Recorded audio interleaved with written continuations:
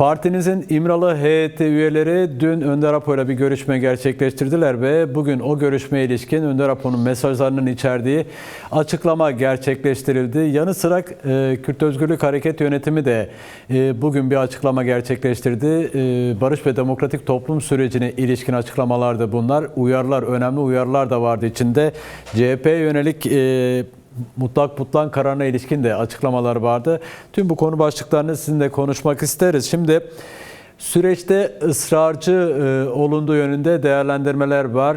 Bu anlamda Önder Apo'nun yapmış olduğu paylaşımlarda, daha doğrusu verdiği mesajlarda toplum hayatın her düzeyinde etik, siyasal, hukuksal ve ekonomik açılardan büyük bir sıkışma yaşıyor uyarısında bulunuyor Önder Apo. İşte bunun için süreçte ısrar ve acele ediyoruz deniliyor.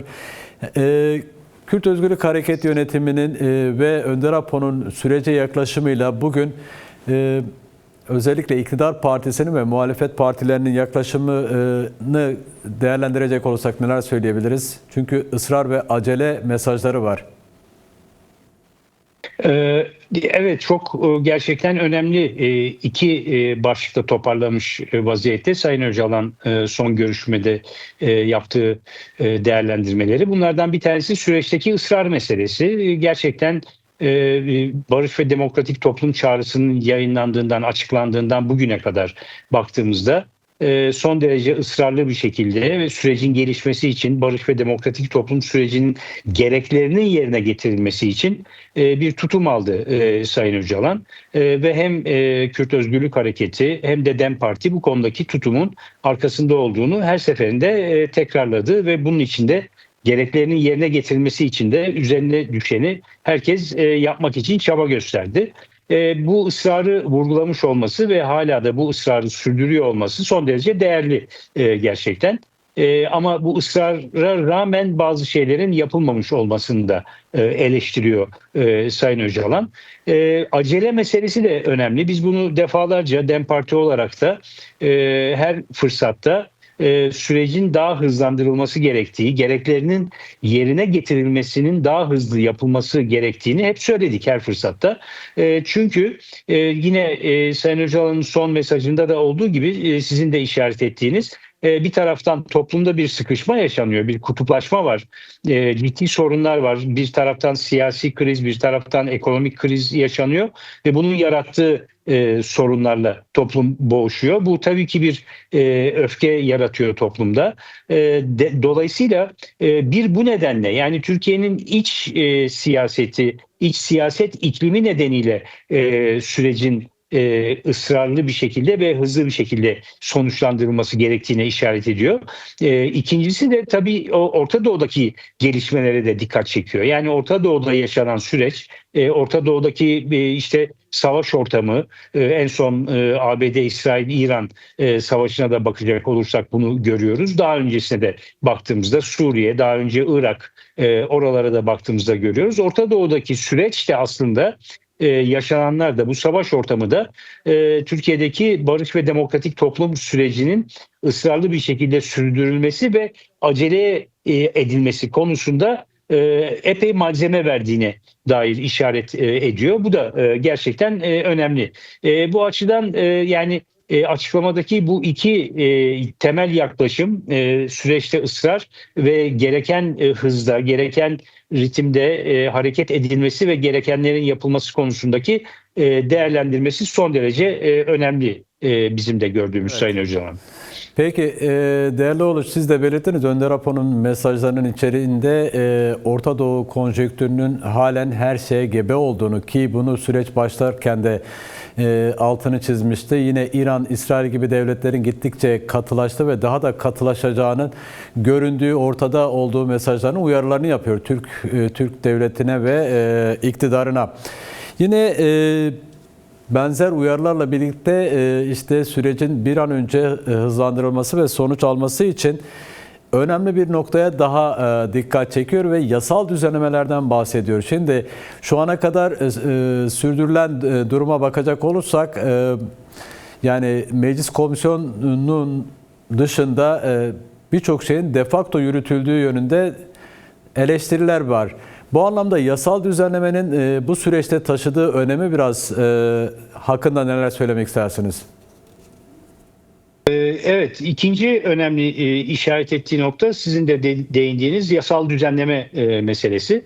Biliyorsunuz mecliste bir komisyon çalıştı epey bir zaman ve o komisyon bir rapor yayınladı, ortak rapor yayınladı. Bu ortak raporda o raporun özellikle 6. ve 7. bölümlerinde 6. bölümde yeni bir yasa, bir çerçeve yasa ya da bir bizim barış yasası diye zaman zaman ifade ettiğimiz bir çerçeve yasa, bir özel yasaya ihtiyaç var deniyordu 6. bölümde.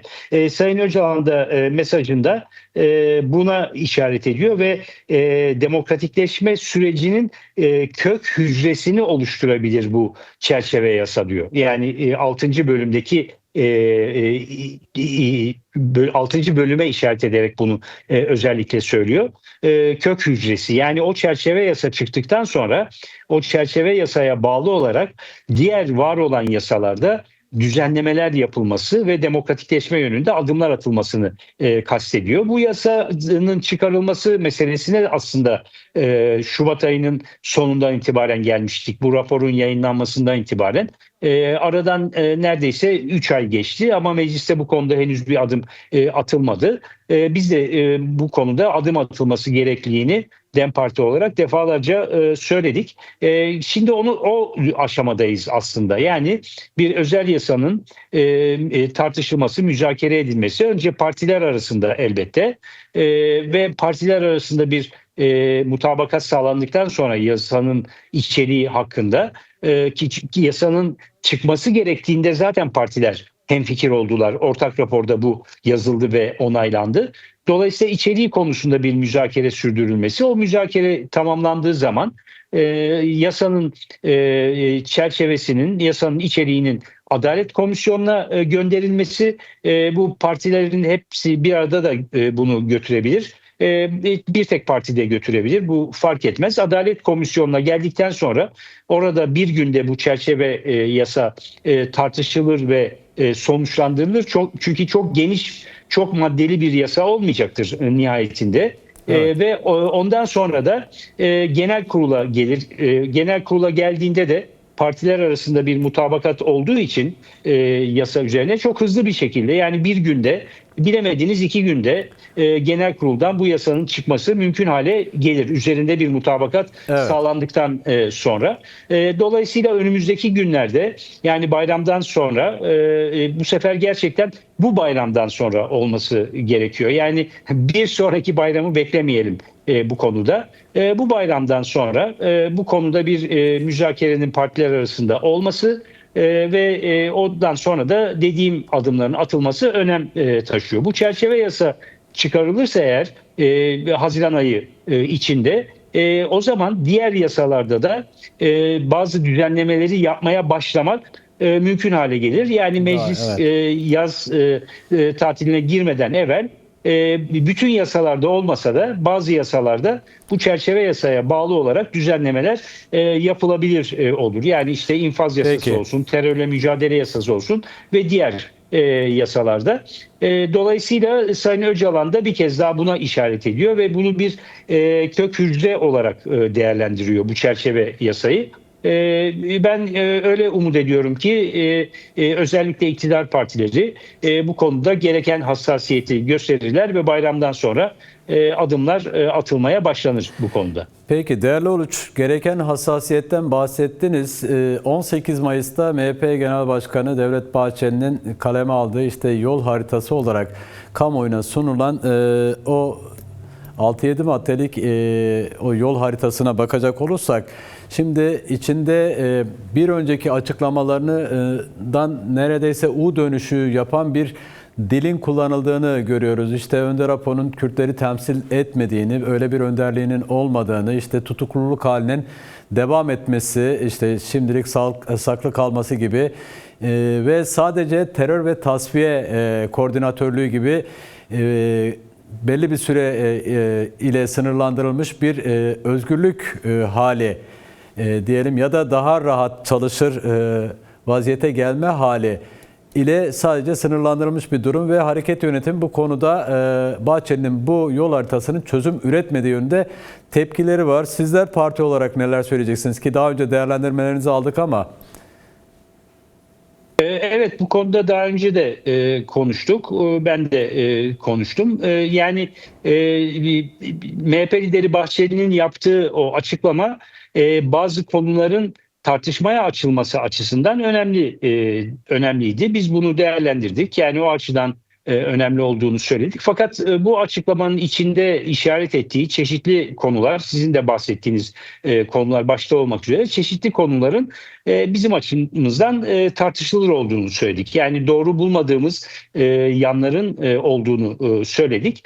Dolayısıyla bu konuların tartışmaya açılması önemli süreç açısından baktığımızda, fakat her parti elbette ki kendi görüşlerine bu konuda sahiptir. Biz de bu konuda farklı görüşlere sahip olduğumuzu ifade ettik.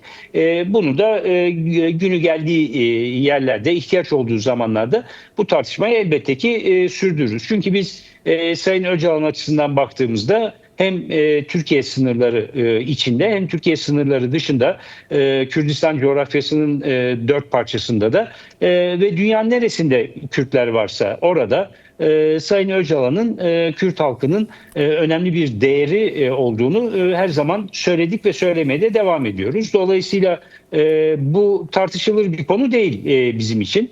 Zaten süreç açısından da baktığımızda biz Sayın Öcalan'ı kendi hareketi de baş müzakereci olarak değerlendirdi ve nitelendirdi. Biz de bu değerlendirmeye katılıyoruz. Biz baş aktör olduğunu en başından beri söyledik. Bir tarafın temsili açısından baktığımızda baş aktör ve baş müzakerecidir dedik. Dolayısıyla bunlar bizim için tartışılma konuları bile değil. Esas itibariyle. Peki. Bu konudaki görüşlerimiz açıktır, nettir ve kamuoyuyla da hep paylaştığımız şeylerdir. Böyle bir tartışmanın içinde olmayız. Onun ötesinde ama yani sürecin gelişmesi için de hangi adımlar atılabilir, neler yapılabilir? Yani yasal düzenlemelerin dışında hangi adımlar atılabilir? Hem Sayın Öcalan'ın çalışma koşulları, iletişim imkanları açısından baktığımızda, bir özgür yaşam imkanları açısından baktığımızda neler olabilir, neler yapılabilir meselesini elbette ki tartışırız, konuşuruz. Bu konuda da görüşlerimizi zaman zaman kamuoyuyla da paylaştık. Biz kesinlikle sürecin başarılı ilerlemesi, başarılı bir sonuç alınması açısından baktığımızda ki mesele teknik bir mesele değildir. Mesele siyasi, toplumsal, kültürel bir meseledir aynı zamanda.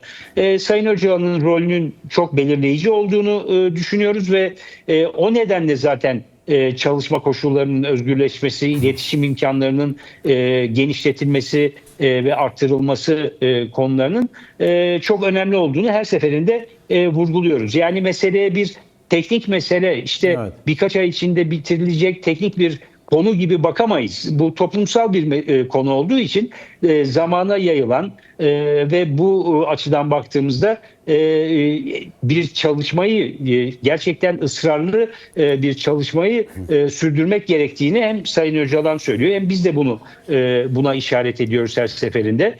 Şimdi bakın mesela bu son gelen açıklama açısından bakarsak, son yapılan görüşmedeki değerlendirmelere bakarsak son kısımda Sayın Öcalan Türk-Kürt ilişkilerinin çağdaşlaşması, modernleşmesi vesaire gibi konulara değiniyor. Son derece önemli. Buna teknik bir konu olarak bakabilir misiniz? Bu toplumsal ve siyasal, kültürel bir mesele ve bunun bir zamana ihtiyaç olduğu, bunun hemen İşte bugün bir yasayla ya da bugün bir sözle yerine gelemeyeceğini hepimiz biliyoruz. Dolayısıyla Türk-Kürt ilişkilerinin çağdaşlaşması, modernleşmesi, bu konuda adımların atılması meselesi bir zamana ihtiyaç duyan bir mesele aynı zamanda. O nedenle de Sayın Öcalan'ın koşullarının mutlaka buna uygun hale getirilmesi gerekiyor. Bizim de bu konudaki yaklaşımımız budur. Şimdi son olarak kısaca şu soruyla ilgili de bir değerlendirme almak isterim. Şimdi Barış ve Demokratik Toplum süreci başladığı andan itibaren Önder Apo'nun en çok üzerinde durduğu konulardan bir tanesi de demokratik siyaset alanının genişletilmesi ve bu anlamda da yasaların çıkarılması oldu. Ancak gelinen aşamada CHP'ye yönelik mutlak butlan kararını da Önder Apo yine demokratik siyaset alanının olmayışından, Türkiye'de demokrasi eksikliğinden kaynaklandığını belirtiyor. Parti olarak siz de eş genel başkanlarınız bugün sanırım CHP Genel Başkanı Özgür Özel'le mecliste bir görüşme gerçekleştirecekler birazdan. Bu sadece CHP'nin üzerine ya CHP'ye yönelik bir saldırı mıdır? Sadece CHP'yi mi ilgilendiriyor? Şimdi biz bu mesele gündeme geldiği andan itibaren butlan kararı bunu hep söyledik. Birincisi hep şunu söyledik. Bizim için ilkesel bir duruş var bu konuda. İlkesel duruş nedir? Demokratik siyaset ve hukuk dedik. Yani o nedenle meseleyi hiçbir zaman en başından itibaren sadece Cumhuriyet Halk Partisi ile ilgili bir mesele olarak görmedik. Evet, Cumhuriyet Halk Partisi zemininde oluyor bütün olanlar ama bir geniş olarak baktığımızda konuya bu sadece onların meselesi değildir. Türkiye'deki demokratik siyaset alanına yargının müdahale etmesi ve yargı eliyle demokratik siyaset alanının dizayn edilmeye çalışılması bu kabul edilemez dedik ve dolayısıyla da yaklaşımımız hep bu oldu. Yani bizim için demokratik siyaset alanının genişletilmesi, demokratik siyaset alanının belirleyici olması, buranın kendi iç işleyişini sürdürebilmesi. Yani hem siyasi partiler açısından bakalım hem de siyasi partiler arası ilişkiler açısından bakalım. Bu böyledir dedik. O yüzden de meseleyi CHP meselesi olarak görmedik. Türkiye'nin demokrasisiyle ilgili bir meseledir. Hukukuyla ilgili bir meseledir dedik. Dolayısıyla daha uzun vadeli baktığımızda demokratik cumhuriyet hedefiyle ilgili bir meseledir dedik. Yani demokratik siyaset, demokratik cumhuriyet bunlar birbirinden koparılacak konular değildir dedik ve en önemlisi de hep şunu söyledik. Barışla demokrasiyi birbirinden ayrıştıramazsınız. Yani bir yerde barış yoksa, iç barış, toplumsal barış yoksa demokrasi de yoktur. Ve demokrasi olmadan da barışı sağlamlaştırıp kalıcılaştıramazsınız dedik. Dolayısıyla biz hep bunları birbirine bağlı olarak gördüğümüz için bu konudaki tutumumuzu net olarak ve ilkesel olarak söyledik. Hele yani bir siyasi partinin kapılarının kolluk tarafından kırılarak içeriye müdahale edilmesi, gaz sıkılması ve o tür bir müdahaleyle içeridekilerin dışarıya çıkarılması falan bunların hiçbirisi kabul edilebilir değil. Bunların çok benzerlerini hatta daha sert müdahaleleri biz HDP olarak DEM Parti olarak yaşadık ve HDP öncesindeki partilerde yaşadılar bunu. Bizim çok bildiğimiz bir konu bu. Bizim il binalarımıza yapılan baskınlar, genel merkezimize yönelik saldırılar hep böyle gerçekleşti. O yüzden biz bunu çok bildiğimiz için hani damdan düşenin halini damdan düşen anlar diye bir laf var. O nedenle biz bunu çok iyi anlıyoruz ve her seferinde de demokratik siyaset konusundaki ilkesel duruşumuzu tekrarlıyoruz. Peki. Eğer Türkiye'de demokratikleşme olmazsa, demokratik siyaset kulvarı genişlemezse, hukuk alanında demokratikleşme yaşanmazsa bu tür gelişmelerin sürmesi, artması mümkündür. O nedenle bu konuda da çok hızlı bir şekilde demokratikleşme adımlarının atılmasına ihtiyaç var. Bir şey hatırlatarak bitirmek istiyorum. Tabii, buyurun. Biz hep şunu söyledik. Biz hep şunu söyledik. Kayyımlar atanırken biliyorsunuz bize 2016'dan bugüne kadar 150'nin üzerinde kayyım atandı. Biz hep söylüyorduk her kayyım atandığında. Bu sadece bizim HDP'nin, sadece DEM Parti'nin meselesi değildir. Türkiye'nin demokrasi ve hukuk meselesidir diyorduk. Biz bunu yeterince anlatamamış olabiliriz ya da anlaşılmamış olabilir. Ama sonuçta ne oldu? Döndü dolaştı bu mesele. Evet. Hem belediyelere, üniversitelere, işte siyasi partilere her tarafa sirayet eden bir konu haline geldi. Dolayısıyla bir yerde eğer demokrasi eksikliğinden kaynaklı müdahaleler, hukuk eksikliğinden kaynaklı müdahaleler varsa, anormal olan müdahaleler varsa o yerde kalmaz bu mesele. Yani Diyarbakır'da, Mardin'de, Van'da yaşanan eksikler, demokrasisizlik, hukuksuzluk illaki gelir İstanbul'u vurur, İzmir'i vurur, Antalya'yı vurur, Trabzon'u vurur, her yere Evet. bulaşır. Bunda ne kadar haklı olduğumuz bir kez daha göründü. O nedenle ilkesel duruşumuzu çok önemsiyoruz. Demokratik siyaset, demokratik hukuk diyoruz ve bu konudaki kararlı duruşumuzu da her seferinde ifade ediyoruz.